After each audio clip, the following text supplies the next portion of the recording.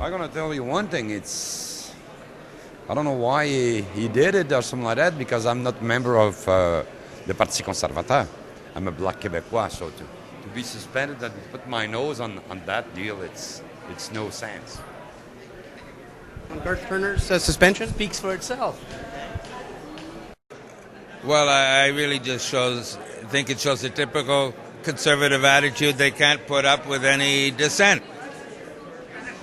Not a lot to say, other than the open kind of transparency, accountability, backbenchers having all kinds of freedom that Harper was talking about seems to have been blown to smithereens. So they should be reflecting very carefully on the things that they say and commit in terms of how they would be as a government when we realize that when they actually get there, it doesn't mean anything. They'll just do whatever they want and they'll shut down whoever they want. Oh, it's not on my part. I think it's unfortunate that there isn't room in the Conservative caucus for a diversity of opinions, especially one as particular as Mr. Turner's. I mean, Garth is Garth, right? And, he can, I guess it's a matter of the party and what the party tolerates or doesn't. But Garth's always been someone who's outspoken, speaks his mind. I guess it's not tolerated in the Conservative Party. So I guess it speaks more to the Conservative Party than it does to Garth. I think we all knew what Garth was about. I thought the party did, the Conservative Party did, but I guess it's a matter of this Prime Minister, and he doesn't tolerate a lot of dissent, and I think that was clear yesterday. Thank you. Well, I think it's sad for the Conservative Party that they would remove Mr. Turner.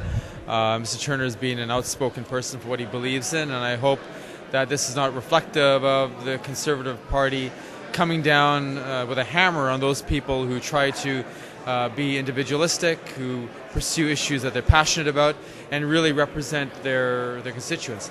This is a very big change for the new Conservative Party compared to the Reform Party, which was a grassroots party that believed in grassroots democracy, believed in individual MPs' ability to use their head and think and put forth constructive solutions in the interest of their constituents and the country.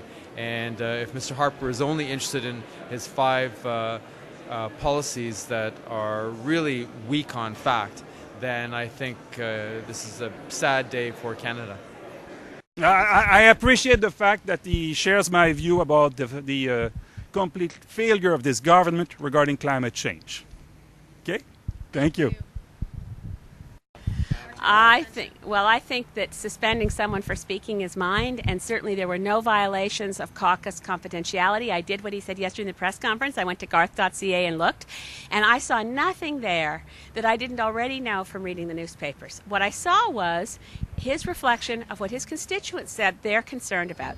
So I'm very saddened, because regardless of the fact that I'm not a supporter of that party, I think that any government should allow independent thinkers to express their views as long as they stay within the bounds of parliamentary order and decorum and don't violate any official secrets, and none of that was violated. So I do think it's very coincidental that they threw him out of caucus the day before the Minister of Environment released a Clean Air Act that was not about cleaning the air and was entirely smoke and mirrors, and I think it's a real shame, and I wish that Garth Turner was still in that caucus so that he could explain to them behind closed doors the mistake that they've made in misreading the concern of the Canadian public for the state of our environment.